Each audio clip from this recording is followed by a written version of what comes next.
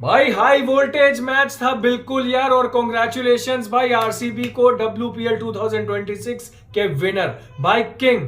बहुत ही गजब की परफॉर्मेंस, क्या खेला है, मजा आ गया देख के भाई। रन बहुत अच्छे बना दिए थे डीसीडब्ल्यू ने। शेनेल हेनरी भाई बैटिंग में भी बहुत अच्छा स्कोर बनाया और उसके बाद विकेट भी लिए भाई। ग्रेस हैरिस को बोल्ड किया, स्मृति को बोल्ड किया, मगर लास्ट में वो राधा यादव का कैच छूटा, 2 रन भी आए और उसके बाद उसी ने बाद में 2 चौके भी मारे भाई। यहीं से मैच स्लिप हो गया, वरना जीत भी सकता था डीसीडब्ल्यू। लेकिन भाई दिन था किसका? आरसीबी का। स्टार्टिंग से अच्छा खेलते हुए आ रहे थे तो भाई ऐसी परफॉर्मेंस फाइनल में भी करी। डीसीडब्ल्यू के फैंस को तो बहुत दुख हो रहा होगा, लेकिन भाई आरसीबी के फैंस तो इस समय खुश होंगे।